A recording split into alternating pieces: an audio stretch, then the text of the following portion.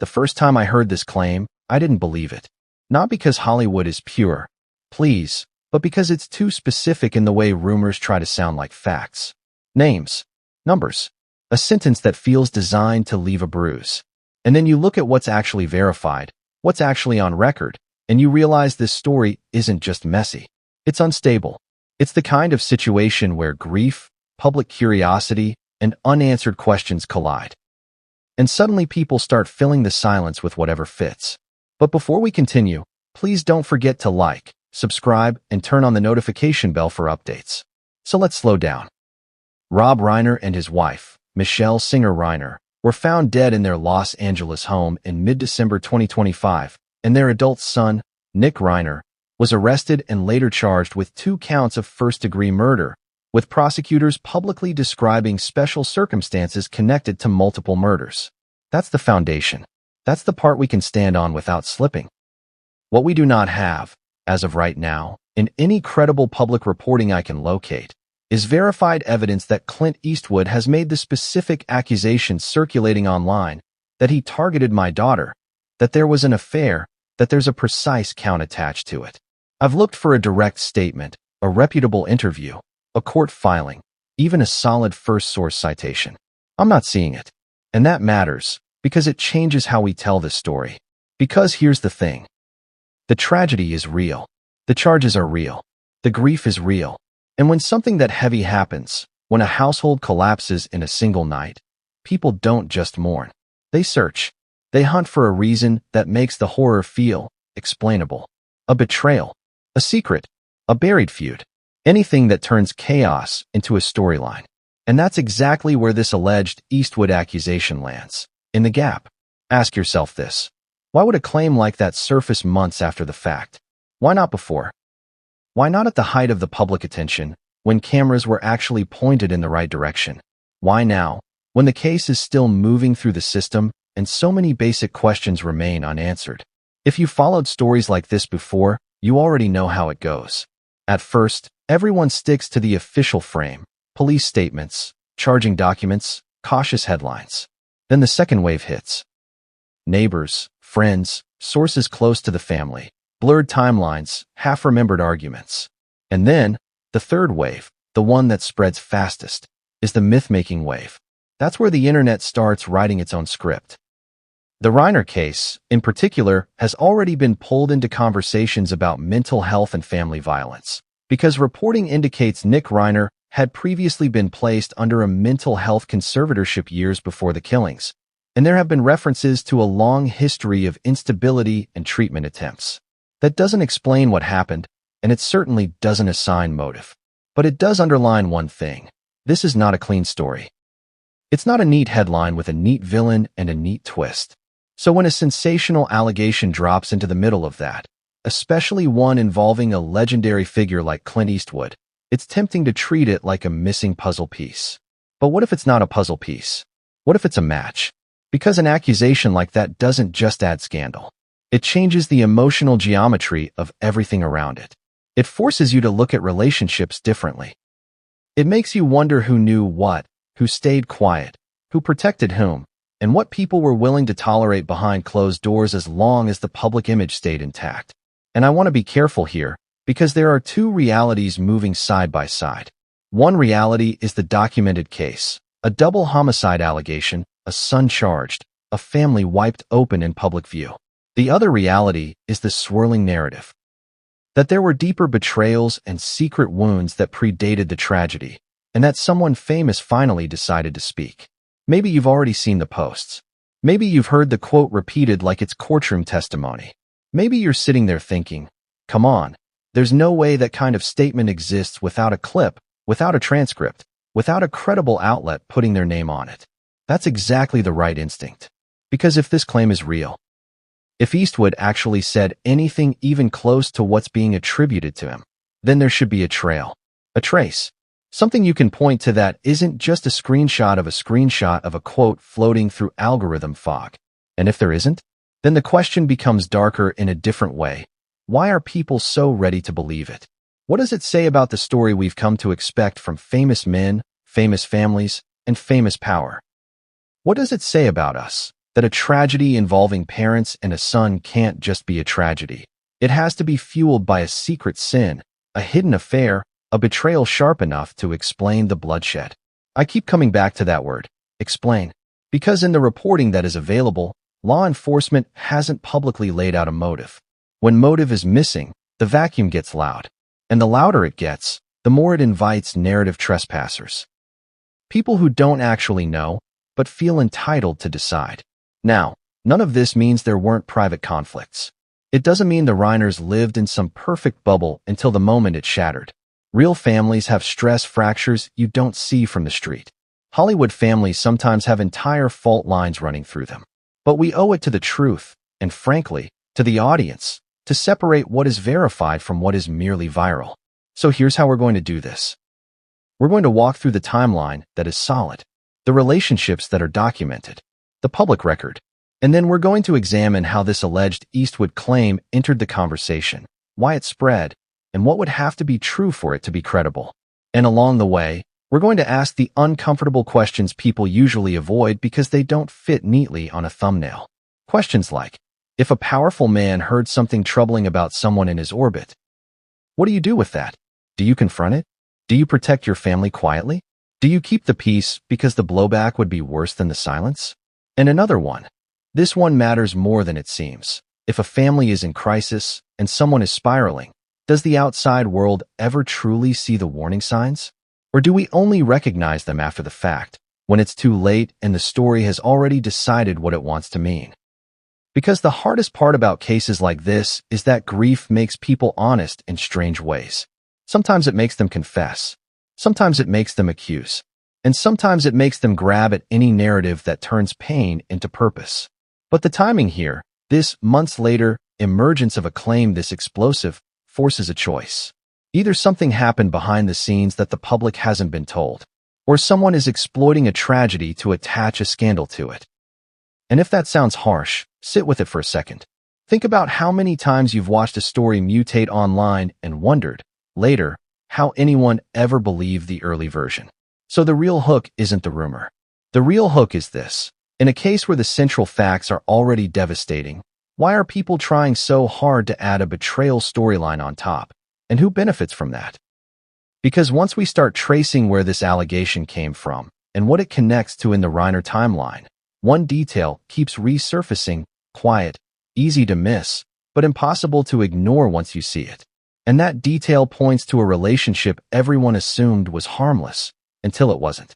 But what came next would change everything, and no one saw it coming. That relationship everyone assumed was harmless didn't announce itself as dangerous. It never does. It existed in the open, in rooms full of people, in conversations that felt ordinary enough to forget 5 minutes later. That's what makes it unsettling in hindsight. Not secrecy, normalcy. And before we go any further, let me say this plainly. We are still operating inside uncertainty. There is no courtroom testimony here. No sworn affidavit. No verified, on-the-record accusation from Clint Eastwood that matches the viral language being repeated online. That absence matters. But absence doesn't mean nothing happened. It means we have to pay closer attention to how stories form when facts are incomplete. So let's talk about the relationship itself. Not the allegation yet. The proximity. For decades, Clint Eastwood and Rob Reiner moved through the same Hollywood ecosystem without friction. Different politics. Different public personas, but similar gravitational pull. These were men whose names didn't need introductions, whose presence shifted a room slightly when they entered it. They weren't inseparable friends, not publicly at least, but they were close enough that their families crossed paths in ways that never raised eyebrows. That's the part people forget. Hollywood friendships aren't always dinners and vacations. Sometimes they're proximity friendships, shared fundraisers, shared agents. Shared circles where children grow up recognizing faces long before they understand power. And in those spaces, boundaries blur quietly, not dramatically. Ask yourself this. When you're powerful, when everyone in the room already assumes you're safe, who's actually watching you? It's easy to imagine danger as something loud, predatory, obvious. But the most corrosive betrayals rarely arrive that way. They arrive wrapped in familiarity, in trust, in jokes that land a little too comfortably. in mentorship that slowly forgets its limits. Here's where the narrative starts to tilt. People close to Eastwood's circle, again, not on record, not sworn, but consistent in tone, have long described him as obsessively protective of his family. Private, guarded, almost old-fashioned in how he separates work from home. That doesn't mean his family was invisible. It means access mattered. Trust was earned slowly.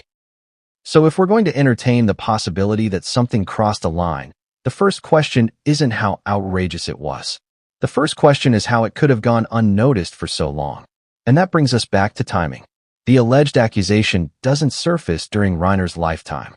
It doesn't surface during a professional dispute. It doesn't surface during a moment of public tension that might incentivize retaliation. It surfaces after death. After the most extreme, irreversible consequence imaginable. After the family is already shattered beyond repair. Why does that matter? Because accusations made after someone can no longer respond occupy a strange ethical space. They feel safer to voice and more dangerous to weaponize. There's no rebuttal, no cross-examination, only echoes. Now, here's the uncomfortable pivot. What if the story didn't surface because Eastwood suddenly wanted attention, but because he didn't want silence anymore? I'm not saying that's what happened. I'm saying that's the emotional logic many people are applying, consciously or not. The idea that tragedy unlocks truth. That once the worst has already happened, there's nothing left to protect. But even that logic has cracks. Because protecting silence doesn't always mean protecting the accused. Sometimes it means protecting your own child from being dragged into a public narrative that reduces them to a symbol instead of a person. If you're Eastwood, hypothetically, what's the cost-benefit analysis here? Speak and invite scrutiny into your family's most private pain. Stay silent and watch the internet invent its own explanations anyway. There's another layer people aren't talking about enough. The Reiner case itself, as it's been reported, involves long-standing mental health struggles. Conservatorship, treatment, instability that predates the night everything ended. That doesn't excuse violence. It doesn't explain motive. But it complicates the idea that a single betrayal could neatly explain the collapse. Real life doesn't usually work that way. So when a rumor tries to tie an alleged affair directly to the murders, suggesting causation rather than coincidence, that's where skepticism should sharpen, not soften. Because think about what that implies. It implies that an unverified personal betrayal is being positioned as the emotional fuse for a crime that prosecutors are still working to contextualize. It implies a simplicity that the legal system itself hasn't claimed.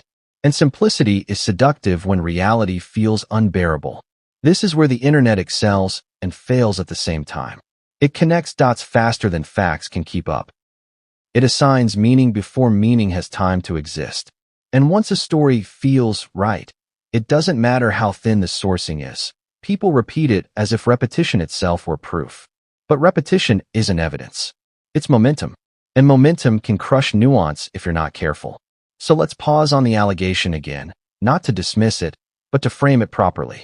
If Clint Eastwood did harbor resentment, if there was a moment where he believed someone crossed a line with his daughter, if that belief hardened over time into something he carried quietly, then the question isn't why he spoke now. The question is why he stayed quiet then. Was it lack of proof? Fear of retaliation? A calculation about whose voice would be believed? Or was it something more complicated, an instinct to protect rather than expose? Because exposure doesn't always heal. Sometimes it detonates. And this is where Hollywood's unspoken rules matter. Power protects itself, often invisibly. Not through threats, but through consequences everyone understands without spelling them out. Careers stall. Access evaporates. Invitations stop coming. If you accuse someone powerful without airtight evidence, you don't just risk losing the case. You risk losing the ecosystem that sustains you. So silence becomes a strategy, not an endorsement. A strategy.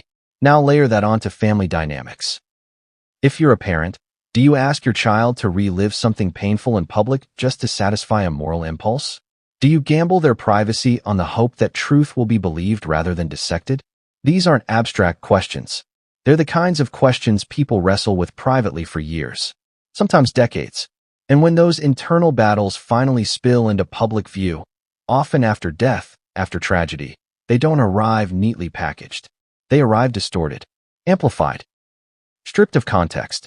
That distortion is exactly what we're seeing now.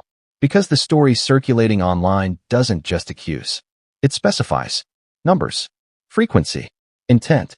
Those details give the illusion of certainty. But in investigative work, hyperspecificity without sourcing is often a red flag, not a confirmation. Ask yourself this: who benefits from adding precision where verification is absent? It makes the story stick. It makes it shareable. It makes people stop scrolling. But it doesn't make it true.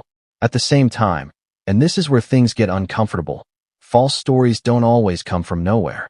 They often grow out of half-truths, misinterpreted moments, or real tensions that were never publicly resolved. Which brings us back to the relationship everyone assumed was harmless. Because when people started looking back at photos, events, old interviews, what they thought they saw wasn't proof, but it was familiarity, comfort, access. And once suspicion enters the frame, even innocent moments start to look different. That's the danger of retrospective storytelling. It rewrites memory. So before we move forward, I want to ground us again. We have a confirmed tragedy. We have a confirmed arrest and charges. We have confirmed reporting about long-term family strain. What we do not have is confirmed evidence tying an alleged affair to those events. And yet, the rumor persists. It grows. It refuses to die, which suggests it's feeding on something deeper than facts. It's feeding on the human need to believe that even the most senseless violence has a comprehensible origin. That if we can point to a betrayal, a secret, a moral failing, then the chaos becomes narrative instead of nightmare. But sometimes the truth is more unsettling than any scandal.